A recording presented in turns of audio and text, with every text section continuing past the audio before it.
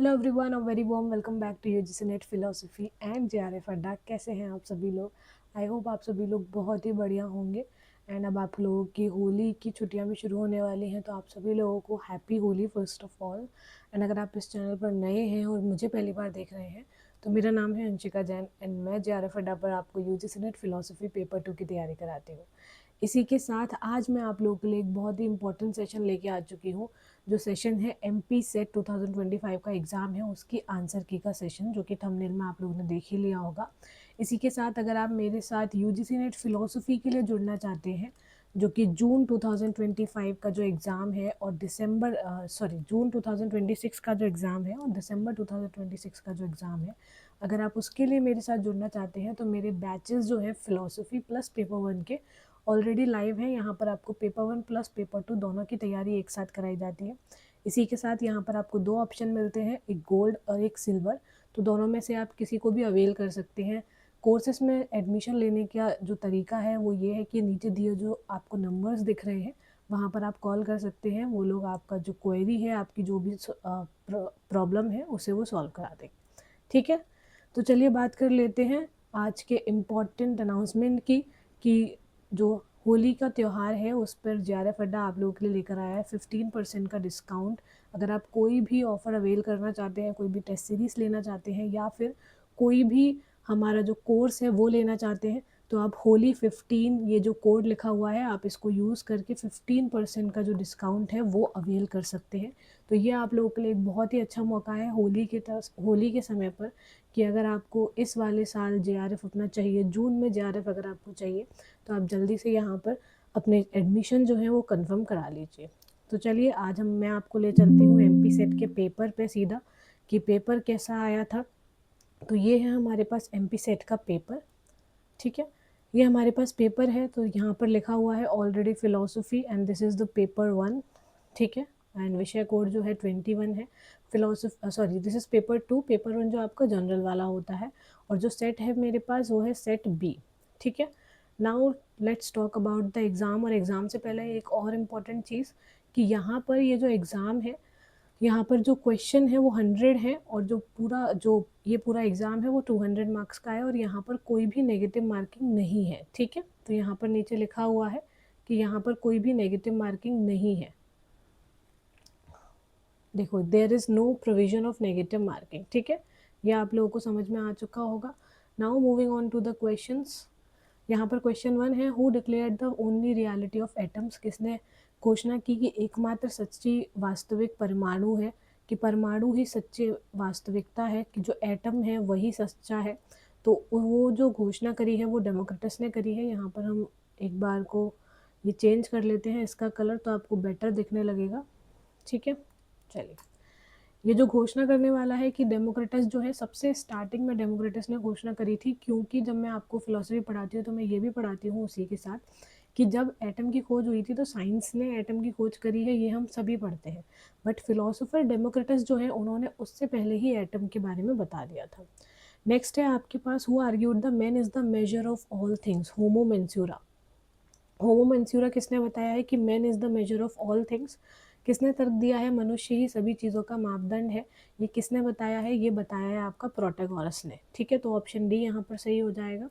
Next है आपके पास, who rejected Plato's view that forms can be separated from particulars. जो आपकी अल्टीमेट फॉर्म्स है वो पर्टिकुलर से अलग हो सकती हैं, प्लेटो का ये व्यू था। और इस व्यू को रिजेक्ट करने वाले कौन है? इस व्यू को रिजेक्ट करने वाले हैं आपके एरिस्टोटल। ठीक है, क्वेश्चन 54 है आपके पास, God designed all the humans to live together in the bond of peace. ये किसने कहा है? ये कहा है आपका सेंट ऑगस्टीन ने। ठीक है, यहाँ पर ऑप्शन सारे सेंट्स के दिए हैं, सेंट एंसलम, एक्विनस, ऑगस्टीन एंड स्पाइनोजा। यहाँ पर जो आंसर होने वाला है वो आपका होने वाला है सेंट ऑगस्टीन। ठीक, next, moving on to the next, who is considered as the father of modern philosophy. यहाँ पे बहुत ज़्यादा कन्फ्यूजन चलता है कि कौन है फादर ऑफ मॉडर्न फिलोसफी। तो मैं आपको बता दूँ, यहाँ पर सोक्रेटिस और एरिस्टोटल दोनों ही आंसर नहीं होगा, क्योंकि ये मॉडर्न फिलोसफी में नहीं आते हैं। सोक्रेटिस से पहले जो सारे थे वो प्री सोक्रेटिक फिलोसोफर हैं। सोक्रेटिस के समय पर सोक्रेटिक फिलोसोफर थे, और उसके बाद अभी जो मॉडर्न फिलोसफी की बात कर रहे हैं वो यहाँ पर डेकार्ट्स आएंगे। ठीक है, डेकार्ट जो अपने रैशनलिज्म और एम्पिरिसिज्म के बाद जो आया वो था कांट। तो यहाँ पर कांट भी आंसर नहीं होगा, यहाँ पर आंसर होगा आपका डेकार्ट्स, तो ऑप्शन ए सही होगा। Who claims the imagination, intuition and the exercise of the intellect are the three orders of knowing? कौन दावा करता है कि कल्पना, अंतर्ज्ञान और बुद्धि का उपयोग जानने के तीन क्रम में है? तो ये है आपका स्पाइनोजा, यहाँ पर सही आंसर होगा। स्पाइनोजा ने बताया था imagination, intuition and exercise of the intellect, ये तीन जानने की प्रक्रिया है। ठीक है। देन आपका आता है question 57, who said God is the necessary being which constitute the sufficient explanation for the totality of contingent things? जब भी आपको सफिशिएंट एक्सप्लेनेशन कंटिंजेंट थिंग्स के बारे में दिखे तो आप लोग को यहाँ पर टिक करना है लाइबनीज, क्योंकि गॉड है, क्योंकि लाइबनीज ने कहा है God is the necessary being. हम सारे लोग कंटिंजेंट हैं, हम आते हैं चले जाते हैं, बट गॉड एक नेसेसरी बीइंग है। लाइबनीज ने ये बात कही है। नेक्स्ट आता है who has given the theory of एसे एस्ट परसीपी? बहुत ही बेसिक, बहुत फैक्चुअल क्वेश्चन है, डायरेक्ट पूछा गया है, बर्कली यहाँ पर आंसर हो जाएगा आपका।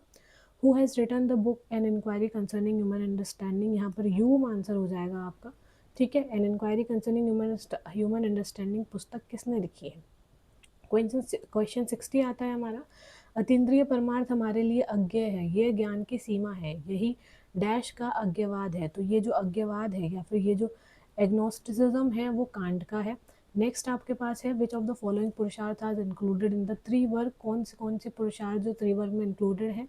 और ये चीज़ मैंने अपने जो यूजीसी नेट की मैं तैयारी करा रही हूँ मेरी पेड कोर्सेज में, उसमें मैंने बहुत अच्छे से डिफाइन करके बताई थी। उसमें मैंने आपको क्वेश्चन भी बताया था कि यही सेम क्वेश्चन आपका यूजीसी नेट जून में भी आया, मतलब यूजीसी नेट दिसंबर में भी आया था, यही सेम क्वेश्चन आप लोग का आया था, और यही सेम क्वेश्चन 3 महीने बाद अब एमपी सेट में भी आएगा। तो अब आप ये समझिए, अगर आप इस पेपर को सॉल्व करते हैं तो अगला जो जून का एग्ज़ाम होने वाला है 2026 का, वहाँ से यहाँ से कुछ क्वेश्चंस वहाँ पर भी जाएंगे। तो अगर आपने ये अच्छे से सॉल्व कर लिया, आपने इस क्वेश्चन पेपर को समझ लिया, तो आपके लिए बेटर होगा। इसीलिए आप वीडियो को एंड तक देखिए। और अगर आप इसको पढ़ना चाहते हैं त्रिवर्ग पुरुषार्थ, क्योंकि ये मैंने अपनी क्लासेस में, अपनी पेड क्लासेस में बहुत ही अच्छे से डिफाइन करके बताया था कि इसमें से क्वेश्चन बनता है और इसमें से क्वेश्चन बना था। तो जो भी बच्चे मेरे पेड के हैं जिन्होंने ये एमपी सेट का एग्ज़ाम दिया है, उनका ये आंसर एकदम सही है, दैट इज़ धर्म अर्थ काम। ठीक है। यहाँ पर मोक्ष इंक्लूडेड नहीं होता है, यहाँ पर मोक्ष इंक्लूडेड नहीं होता है, क्योंकि जो त्रिवर्ग हैं वो तीन को ही इकट्ठा करके रखते हैं। ठीक है। नेक्स्ट है आपके पास लोक संग्रह। लोक संग्रह क्या है? Action perform for the sake of the humanity. लोक के हित के लिए आप अगर कोई एक्शन करते हो तो वही होता है लोक संग्रह। लोक संग्रह का यही अर्थ होता है। नेक्स्ट आता है धर्म की यथोवध्य निश्रेय सिद्धि स धर्म। ये परिभाषा निम्नलिखित में से किस विद्वान चिंतक ने दी है? किसने दी है ये परिभाषा? ये परिभाषा दी है आपकी कनाड ने। ठीक है। कौन सा स्कॉलर इस डेफिनेशन को मानता है? कनाड। नेक्स्ट आता है आपका अकॉर्डिंग टू योग राग इज, कि राग क्या होता है? योग के अकॉर्डिंग राग क्या है? राग एक कलेश में आता है, 5 तरह के आपके कलेश होते हैं, जहाँ पर उसमें से एक राग भी आता है। ठीक है। यहाँ पर ऑप्शन ए आपका सही होगा। ठीक है। जो मैं टिक कर रही हूँ ग्रीन और रेड से, उसी पे आप ध्यान देना। जो ऑलरेडी टिक्ड हैं वो किसी स्टूडेंट के हैं, तो उस पर आप ध्यान नहीं देंगे। नेक्स्ट है आपके पास सम्यक दर्शन इन जैन एथिक्स मीन्स। अब ये क्वेश्चन थोड़ा सा ट्रिकी है, क्योंकि यहाँ पर करेक्ट परसेप्शन भी हो सकता है, यहाँ पर option C respect for the teaching of Tirthankaras भी हो सकता है। एक बार को करेक्ट परसेप्शन, जो डायरेक्ट आंसर है कि सम्यक दर्शन क्या होता है, सम्यक दर्शन राइट परसेप्शन होता है, बट वो respect for the teaching of तीर्थंकर भी होता है। हम लोग 3 चीज़ देखते हैं, सम्यक दर्शन, सम्यक ज्ञान और सम्यक चारित्र। तो ये टीचिंग्स वाला जो है वो आपका ज्ञान में आ सकता है। ठीक है। यह आपका ज्ञान में आ सकता है कि जो भी ज्ञान हमें तीर्थंकरों से मिला है उसमें हम रेस्पेक्ट करें। तो ये ऑप्शन सी यहाँ पर आएगा, बट जो सही ऑप्शन होगा वो आपका होगा ऑप्शन ए। तो मेरे हिसाब से एमपी सेट के जो भी चेकर्स हैं उनको यही ऑप्शन मानना चाहिए, ऑप्शन ए ही आपका सही होगा। ठीक है।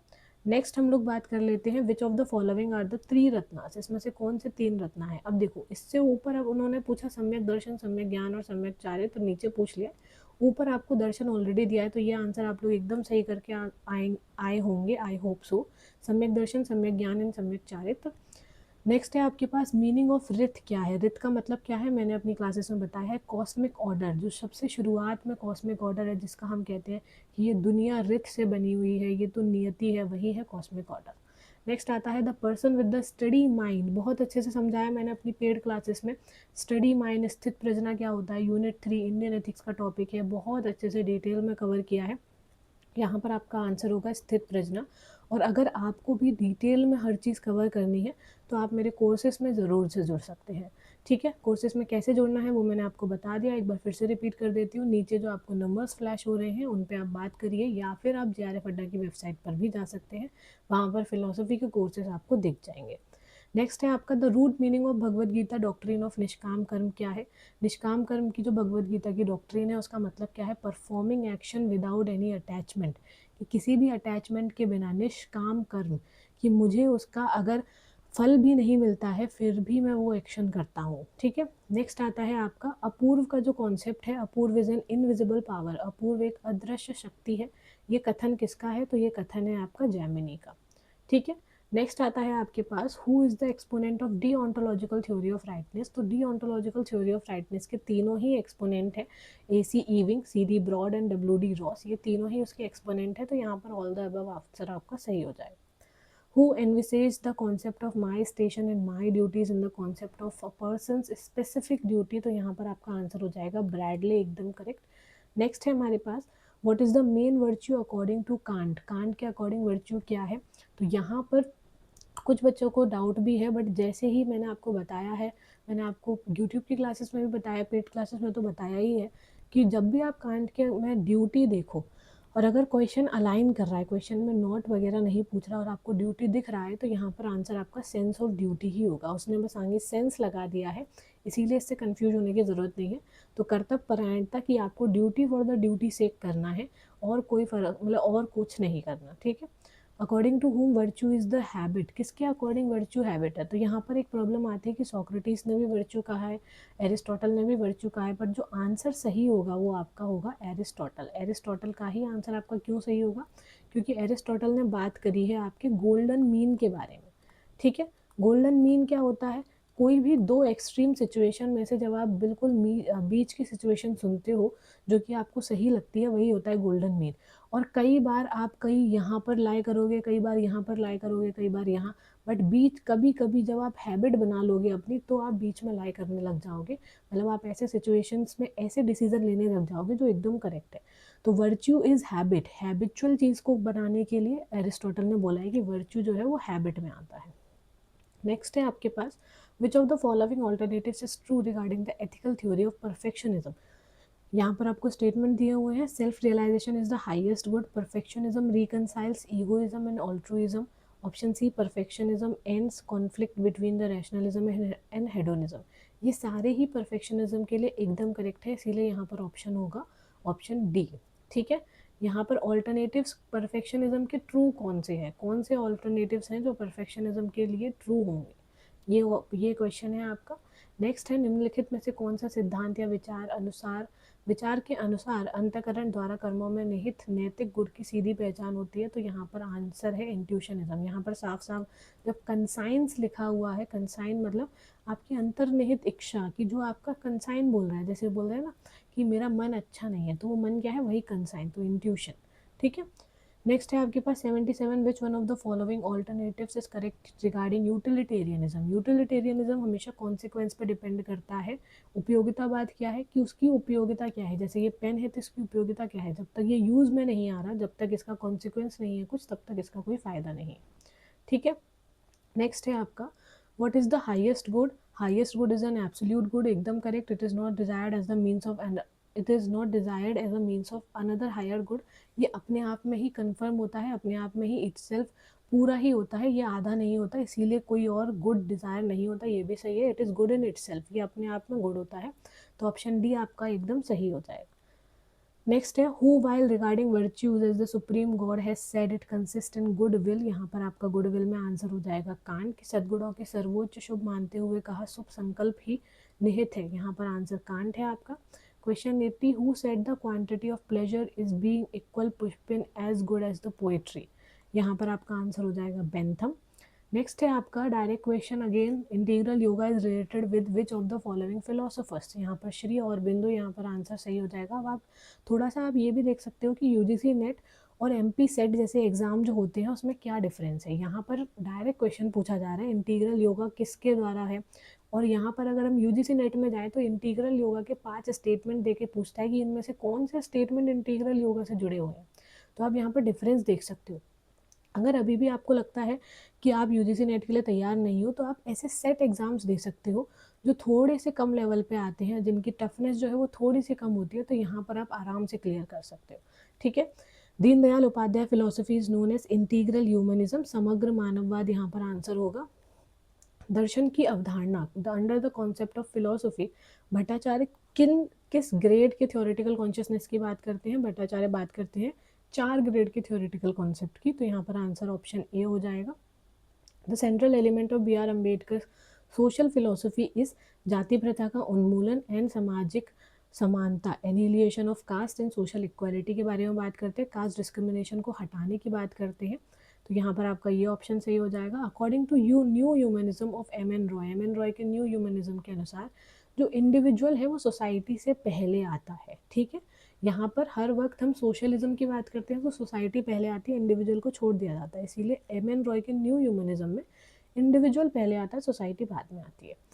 यहाँ पर मैच द फॉलोइंग का क्वेश्चन है। मैच द फॉलोइंग में आपको एक टिक करना है, और ये मैंने अपनी पेड क्लास में ये वाली यूनिट कंप्लीट करा दी है। ठीक है। ये वाली यूनिट ऑलरेडी कंप्लीट हुई मेरी पेड क्लासेस में, तो यहाँ पर अगर आप एक आंसर देखोगे, द बुद्धा एंड हिज धर्म, ये किसके द्वारा लिखी गई है? बी आर अम्बेडकर के द्वारा। तो अगर आप देखो 1 का सी, तो आपको कोई और देखने की जरूरत नहीं है, यहाँ पर आपका बी आंसर एकदम करेक्ट है, और इस बच्चे ने भी एकदम करेक्ट किया है। ठीक है। चलिए नेक्स्ट बात कर लेते हैं। नेक्स्ट है हमारा, which of the following philosopher said our philosophy is as same as the Shankaracharya. Shri Narayana Guru ने ये कहा था कि हमारा दर्शन शंकराचार्य के दर्शन की तरह ही है। Which is the following correct about the Gandhi's Hind Swaraj, Gandhi के हिंद स्वराज के लिए क्या इसमें से करेक्ट है? यहाँ पर आंसर है आपका, it was written in 1908 and a severe condemnation of the modern civilisation. ठीक है। यहाँ पर ये आपको 1908 सेम दिख रहा है, बट यहाँ पर सपोर्टेड इंडस्ट्रियलाइजेशन की उन्होंने औद्योगिकरण को समर्थन किया था? नहीं, उन्होंने हमेशा बोला है कि विलेज इकोनॉमी होनी चाहिए, विलेज उतना ही पैसा कमाए, मतलब उतना ही पैसा बढ़ाए जितना वो खा पी सके, मतलब उसको सेल्फ सफिशिएंट बनना है, इसीलिए उन्होंने मॉडर्न सिविलाइजेशन को हमेशा वहाँ पर उसकी आलोचना करी है। नेक्स्ट है आपका, सत्यशोधक समाज किसने फाउंड किया है? बहुत ही सिंपल क्वेश्चन है। ज्योतिबा फूले जो है उन्होंने सत्यशोधक समाज का फाउंडेशन रखा है। नेक्स्ट है आपके पास question 90, in the writings of संत कवि Bhima Bhoi in which form the god has been describe. यहाँ पर मैंने आपको बता दिया कि जब भी हम बात करते हैं ब्राह्मण की और कुछ ऐसे ट्राइबल लोगों की जो ब्राह्मण जिनको अलाउ नहीं करते हैं उनके मंदिरों में आने के लिए, तो ऐसे ही संत कवि भीमा भोई थे, उन्होंने बोला था कि एज अ कॉन्क्रीट आइडल, मतलब मूर्तियों की पूजा करने की बजाय आप शून्य की पूजा करो, क्योंकि जो सब शुरुआत हुई है वो शून्य से हुई है और सारी अंत जो है वो शून्य में ही होगा। तो ये शून्य आपका आंसर सही होगा। शून्य के रूप में जो गॉड है संत कवि भीमा वोई ने शून्य के रूप में बताया है, और ये मैंने डिस्क्राइब भी करा है अपनी पेड क्लासेस में। Which one of the following thinker has given the idea of logical atomism, किसने दिया है? रसल ने ये आंसर मतलब रसल ने इस आइडिया को दिया है। निम्नलिखित विचारों में से किस विचारक ने तार्किक अनुवाद की अवधारणा दी है? यहाँ पर आंसर हो जाएगा आपका रसल। फिर आगे आपका next question, match the following. यहाँ पर भी मैंने आपको एक ट्रिक बताई थी जब मैं यूजीसी नेट दिसंबर की तैयारी कराई थी, कि जब भी राइल आएगा आपका तो आपको ढूंढना है ghost in the machine theory, और जैसे ही आप ए का 3 ढूंढते हो, यहाँ पर आपके ये 2 ऑप्शन अपने आप एलिमिनेट हो जाते हैं। ठीक है। फिर आप यहाँ पर चेक कर सकते हो, ऑस्टिन की स्पीच एंड एक्ट थ्योरी है, यहाँ पर ऑप्शन 2 एकदम करेक्ट है। यहाँ पर डी का 2, अगर आप डी का 2 ढूंढोगे तो यहाँ पर सी भी गलत हो जाएगा, तो आंसर 3 आपका एकदम, मतलब आंसर 2 आपका एकदम करेक्ट है, ऑप्शन बी। नेक्स्ट है, which of the following philosopher has said the world is the totality of fact not of the things, very famous, Wittgenstein ने कहा है। नेक्स्ट है आपके पास, एग्जिस्टेंस प्रीसीड एसेंस, एग्जिस्टेंशियलिज्म शुरुआत ही सार्त्रे ने करी है। नेक्स्ट है, ट्रैक्टेटस लॉजिको फिलोसफर्स, जो बुक है वो किसके द्वारा लिखी गई है? विटगेनस्टाइन के द्वारा लिखी गई है, बट यहाँ पर भी उनसे पूछा है अर्ली विटगेनस्टाइन या फिर लेटर विटगेनस्टाइन, तो आंसर है आपका अर्ली विटगेनस्टाइन। नेक्स्ट है आपके पास, the rationalism may be discarded but the life useful belief cannot be discarded, ये किसका बिलीफ है? ये बिलीफ है जेम्स का। ठीक है, विलियम जेम्स का बिलीफ है। नेक्स्ट है आपके पास, in the critique of dialectic reason Sartre abandoned the individualistic view of existentialism and adopted an integral view, क्या integral view? That is Marxism. ये किसने, मतलब किसने इस बात को क्रिटिक किया है, कौन सा इंटीग्रल व्यू को अडॉप्ट किया है? That is Marxism. Which of the following is not related to the phenomenological method progress, यहाँ पर 3 चीज है, रिडक्शन, आंकृत्रीकरण, देना आपके पास प्रत्ययन और कोष्ठीकरण जो है वो आपके रिलेटेड है, मिक्सचर जो है वो आपका रिलेटेड नहीं है। तो यहाँ पर आपका ये एकदम सही हो जाएगा, ऑप्शन बी आपका एकदम करेक्ट है कि कौन सा संवृत्ति शास्त्रीय विधि की प्रक्रिया से संबंधित नहीं है, मिश्रण जो है वो संबंधित नहीं है। नेक्स्ट है आपके पास what is the Moore's ultimate ideals. Moore का अल्टीमेट आइडियल क्या है? यहाँ पर मूर का अल्टीमेट आइडियल यहाँ पर प्लेजर नहीं होगा और सैल्वेशन नहीं होगा। यहाँ पर ऑप्शन 1 एंड 2 एकदम सही होगा। अगर आपको इनमें से कोई भी क्वेश्चन लगता है कि इसका आंसर ये नहीं होना चाहिए, कुछ और होना चाहिए, तो आप मुझे कमेंट सेक्शन में ज़रूर से बताना कि आपको क्या लगता है कि इसमें से अगर कोई भी क्वेश्चन है जिसका आंसर मैं जो बता रही हूँ वो नहीं होना चाहिए, कुछ और होना चाहिए, और आपने क्या क्या डिफ़िकल्टी फेस करी इस वाले पेपर में, वो भी मुझे कमेंट सेक्शन में बताएंगे। ठीक है, नेक्स्ट चलते हैं। What is the mind according to Gilbert Ryle. Gilbert Ryle के अनुसार माइंड क्या है? तो गिलबर्ट राइट के अनुसार माइंड है being without a body but having an integral existence. शरीर नहीं होकर भी शरीर अभिन्न अस्तित्व, ये है गिलबर्ट राइट के according mind. A just society is that, ये अब डायरेक्ट क्वेश्चन पूछा है आप लोगों से, यहाँ पर इन्वर्टेड कॉमा में दिया हुआ है। A just society is that in which ascending sense of reverence and descending sense of contempt. ये आपके मेन टॉपिक है, ascending sense of reverence and descending sense of contempt. किसने दिया है? बी आर अम्बेडकर ने दिया है। Which revolutionary philosopher was inspired by the swadeshi movement. तो यहाँ पर आपका आंसर हो जाएगा अल्लूरी सीतामारजू। देन आपका है कौटिल्य के अर्थशास्त्र जो है वो किसके बारे में लिखी हुई है? तो यहाँ पर बायोग्राफी ऑफ कौटिल्य बिल्कुल नहीं, हिस्ट्री ऑफ चंद्रगुप्त मौर्य नहीं, चंद्रगुप्त मौर्य को राजगद्दी दिलाने में उनकी मदद थी, उनको राजा बनाने में मदद थी। अब कन्फ्यूजन यहाँ पर होता है, अर्थशास्त्र मतलब पैसों की बात कर रहा है, तो इकोनॉमिक्स की बुक होगी, बट यहाँ पर इकोनॉमिक्स की बुक नहीं है। क्यों? क्योंकि it is book on the principle of law and government. Law और गवर्नमेंट की ज़्यादा बातें करी हैं, कैसे मिलिट्री होनी चाहिए, कैसे लॉ होना चाहिए, कैसे गवर्नमेंट होनी चाहिए, कैसे राजा को राज करना चाहिए, उसी में आपका फाइनेंसिस, रेवेन्यू और इकोनॉमिक्स वहीं आ जाता है। तो यहाँ पर ऑप्शन डी आपका एकदम सही होगा। ठीक है, नेक्स्ट क्वेश्चन है आपके पास, according to ancient political thought the science of law and punishment. यहाँ पर लिखा हुआ है लॉ एंड पनिशमेंट, पनिशमेंट दंड नीति। ठीक है, बिल्कुल सिंपल आंसर है इसका। According to Kautil the concept of state consist of 7 element. सिर्फ नेम चेंज कर रखे हैं आपको, आपको याद रखना है सप्तंगा थ्योरी। और ये जो सप्तभंग थ्योरी किसकी है?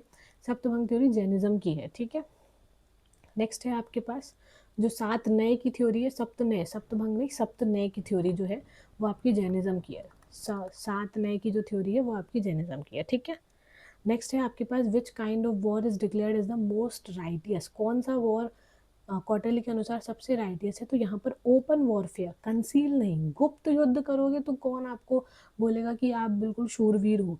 फिर तो आपको ये बोलेगा ना कि आपको कायर हो अगर आप गुप्त युद्ध कर रहे हो। ओपन वॉरफेयर कह के युद्ध करना कि भैया मैं युद्ध करने जा रहा हूँ, that is the most righteous, वही सबसे धार्मिक युद्ध वही होता है, मतलब धर्म के अकॉर्डिंग वही युद्ध होता है। ये आप कह के कर रहे हो कि मैं आपसे युद्ध करूंगा, तो ओपन वॉरफेयर एकदम करेक्ट है यहाँ पर। नेक्स्ट है the antithesis of constitutionalism is called, and constitutionalism का एंटीथीसिस होता है टोटलिटेरियनिज्म। ठीक है, नेक्स्ट है आपके पास which of the major weakness of king Yudhishthira that led to lose of his kingdom. कौन सी वीकनेस जो युधिष्ठिर की थी जिसकी वजह से उन्होंने अपना पूरा राज्य जो है उसको खोना पड़ा था? वो इंटॉक्सिकेशन नहीं, वो वुमेन भी नहीं थी, द्रौपदी की वजह से उन्हें नहीं खोना पड़ा था, उनकी एक और प्रॉब्लम थी, दैट इज गैम्बलिंग। उन्होंने गैम्बलिंग में वुमेन को लगाया था, तो प्रॉब्लम गैम्बलिंग की है, वुमेन की नहीं। तो यहाँ पर गैम्बलिंग एक प्रॉब्लम है, तो यहाँ पर ऑप्शन सी सही हो जाएगा।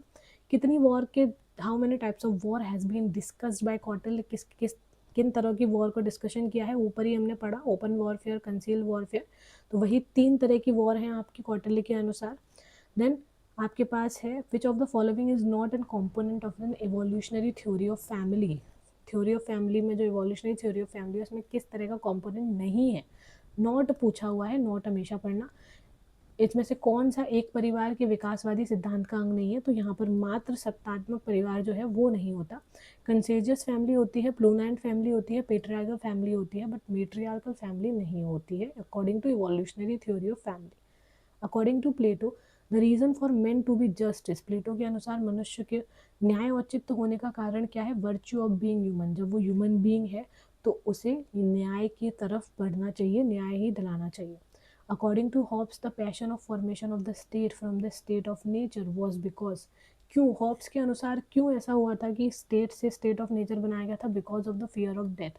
क्योंकि स्टेट जो थी उस समय अकॉर्डिंग टू हॉब्स केओस में थी। एक हाइपोथेटिकल सिचुएशन में जब भी हॉब्स ने बात करी है तो उन्होंने बात करी है कि स्टेट जो है वो केओस में है, तो केओस की वजह से, फियर ऑफ डेथ की वजह से आपको स्टेट ऑफ नेचर में कन्वर्ट होना। देन है आपके पास बर्नार्ड विलियम्स जो है idea of equality argues in the favour of, किसके फेवर में, equality of need and merit, आवश्यकता एंड योग्यता की समानता के फेवर में बात करते हैं।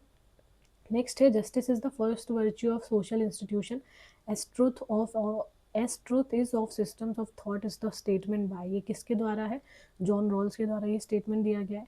रोनाल्ड डॉर्किन के अनुसार सरकार का उद्देश्य होना चाहिए, क्या उद्देश्य होना चाहिए, equality of the resources, social status में इक्वालिटी नहीं, भाई कोई अमीर है तो वो अमीर ही रहेगा, कोई गरीब है तो वो गरीब ही रहेगा, किसी के पास, मतलब ये इसके लिए नहीं है, इक्वालिटी के लिए नहीं है, इक्वालिटी ऑफ प्रॉपर्टी के लिए नहीं, जिसके पास है उसके पास है, इक्वालिटी ऑफ इनकम के लिए भी नहीं, इक्वालिटी ऑफ रिसोर्सेज, कि अगर आपके पास पढ़ने की अपॉर्चुनिटी है तो वो सबके पास होनी चाहिए, अगर मेरे पास विदेश जाने की अपॉर्चुनिटी है, मेरे पास बाहर जाने की अपॉर्चुनिटी है, तो वो सबके पास होनी चाहिए, तो संसाधनों की समानता एकदम करेक्ट है।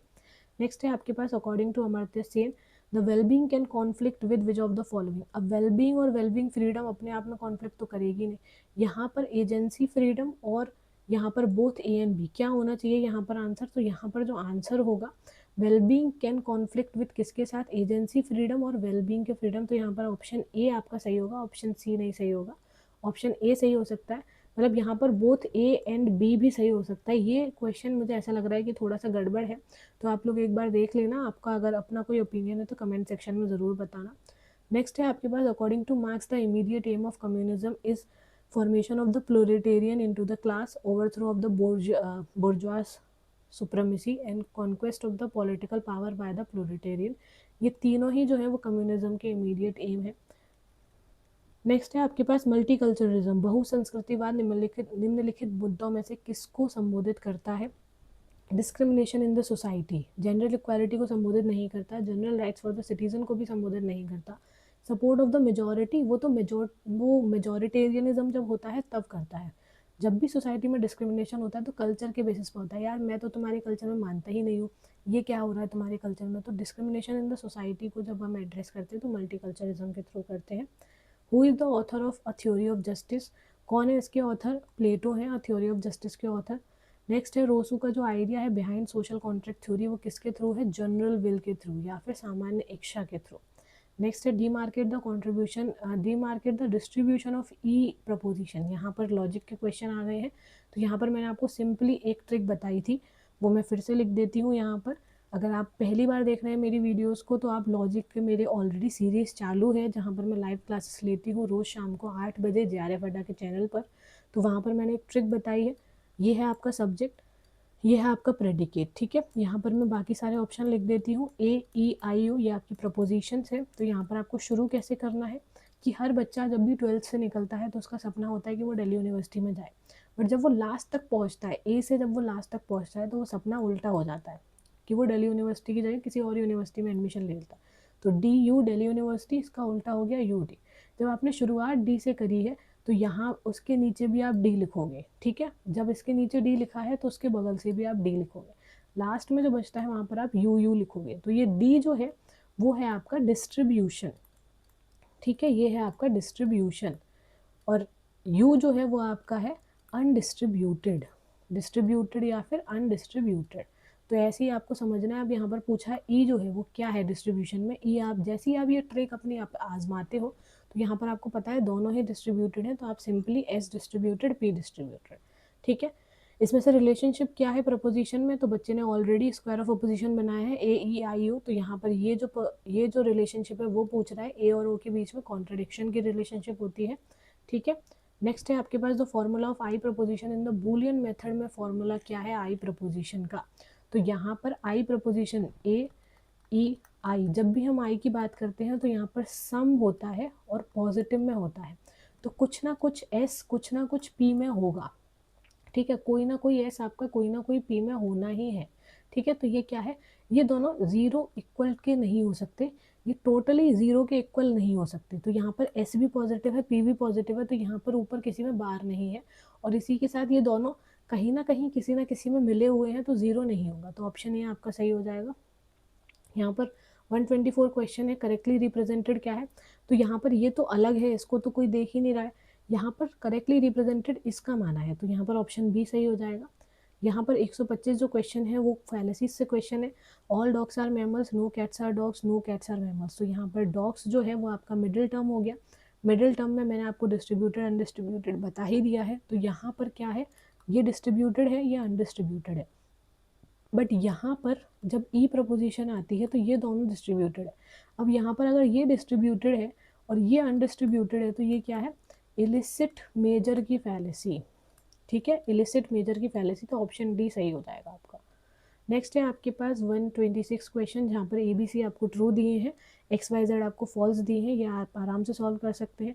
बी क्या है आपका, बी आपका हो जाएगा ट्रू, एक्स क्या है आपका फॉल्स। ठीक है, ये आपका फॉल्स है, ये आपका फॉल्स है, तो फॉल्स और फॉल्स क्या हो जाएगा आपका, फॉल्स फॉल्स हमेशा आपका क्या होगा, फॉल्स फॉल्स हमेशा आपका क्या होने वाला है, फॉल्स। एंड ट्रू फॉल्स आपका क्या होने वाला है, यहाँ पर ट्रू फॉल्स क्या होता है आपका, अगर ये आपका फॉल्स है तो ये याद रखना ये नेगेशन में है, और ये नेगेशन से जब बाहर आएगा तो ये यहाँ पर आपका क्या हो जाएगा, ट्रू हो जाएगा। ठीक है, तो यहाँ पर ट्रू फॉल्स क्या होगा, यहाँ भी फॉल्स हो जाएगा, और ये फिर नेगेशन में है, नेगेशन में आपका ट्रू हो जाएगा। ठीक है, सॉरी, ये आपका ट्रू हो जाएगा।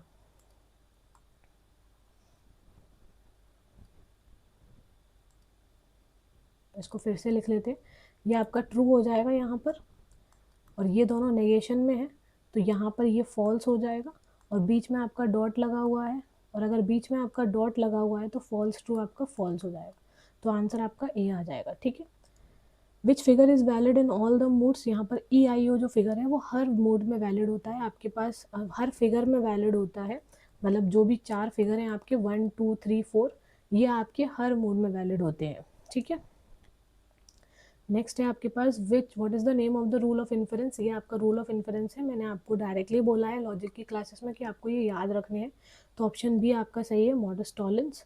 नेक्स्ट है फॉर्मूला ऑफ एक्सपोर्टेशन, मतलब डायरेक्ट फॉर्मूला से क्वेश्चन आए, देखो इतने सिंपल क्वेश्चन है आपके, तो ऑप्शन सी आपका करेक्ट होगा। What type of preposition is this, ये प्रपोजिशन किस प्रकार की है, ये प्रपोजिशन है आपकी आई की। ठीक है, ए ई आई ओ पर्टिकुलर प्रपोजिशन है क्योंकि यहाँ पर ई लगा हुआ है। ठीक है, ये existential proposition. Which one is mismatch, कौन सा इसमें से सुमेलित नहीं है, अथॉरिटी, क्वालिटी और पब्लिक ओपिनियन, ये आपका सुमेलित नहीं है। 132 है, as per the Max Weber which one of the following is not the authority of, is not the form of the authority, command authority जो है ये कोई फॉर्म ऑफ अथॉरिटी नहीं है। ठीक है, नेक्स्ट है आपके पास इन्वायरमेंटलिज्म क्या है, आइडियोलॉजिकल मूवमेंट है इन्वायरमेंटलिज्म। देन है आपके पास which one of the following is not the main concern of ecology, democratic deterioration, ये आपका मेन कंसर्न ऑफ इकोलॉजी नहीं होता। Which one of the following is not a part of environmental ethics, metaphysical world जो है वो environmental ethics का part नहीं होता है। यहाँ पर man has acquired priority in the comparison to animals, यहाँ पर दोनों ही हो सकते हैं, पीटर सिंगर एंड सिडविक। अब यहाँ पर जो मैं आपको आंसर बता रही हूँ इसमें से 1-2 क्वेश्चन गलत भी हो सकते हैं, क्योंकि मैं ये प्रोविजनल आंसर की दे रही हूँ आपको कि इतना आपका हो सकता है, आप इसमें +2 -2 करके आराम से चल सकते हैं, कोई दिक्कत नहीं है। जब मेन आंसर की आएगी, जब एक्चुअल आंसर की आएगी, तब भी हम इसको मिलाएंगे, तब हम लोग चेक कर लेंगे कि एमपी सेट ने कौन सा आंसर सही माना है। अगर आपको कुछ लगता है तो आप वो भी बता सकते हैं। नेक्स्ट है आपके पास 137, according to analyse which one of the following is not laid down theory of the environmental ethics, eradication of biodiversity जो है वो एक नॉट लेड डाउन थ्योरी है एनवायरमेंटल एथिक्स की। नेक्स्ट है which one of the following is not the subject of ethical analysis of Horseman, that is by legal theory. Which one of the following is believe to the oldest profession by the William T fits. अब यहाँ पर same problem है कि यहाँ पर medical भी हो सकता है, सर्विसेज भी हो सकता है, तो अब किस तरह का एमपी सेट मानता है वो देखना पड़ेगा। तो आप अपने का जो आपका ओपिनियन है वो आप कमेंट सेक्शन में बता सकते हैं। अदरवाइज मेरे हिसाब से यहाँ पर जो आंसर होना चाहिए वो मेडिकल ही होना चाहिए। ठीक है, चलिए, in the case of medical ethics which one is not necessary for the doctor, miss use of the advertisement जो है वो नॉट नेसेसरी है।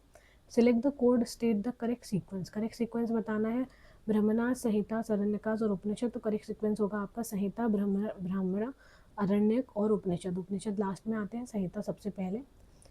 वर्णों में पर्ग किसका कथन है, ये आपका चारवाक का कथन है, जो लिबरेशन ही है वही आपका, मतलब जो मृत्यु है वही आपका लिबरेशन है, ये वही टॉपिक है कि जो डेथ है वही लिबरेशन है, तो चारवाक के अनुसार ये सही है। Svatantrika school of Buddhism philosophy has given maximum importance to, Sutta Pitaka को उन्होंने ज़्यादा इंपॉर्टेंस दी है। नेक्स्ट है आपके पास which one is among the not अजीब द्रव्य अकॉर्डिंग टू जैन फिलोसफी। इसमें से अजीब द्रव्य कौन सा नहीं है? स्थावर जो है वो अजीब द्रव्य नहीं है। आकाश, धर्म, पुद्गल ये सब अजीब द्रव्य हैं। अकॉर्डिंग टू न्याय भूताले घटभाव इज विच काइंड ऑफ सन्निकर्षण।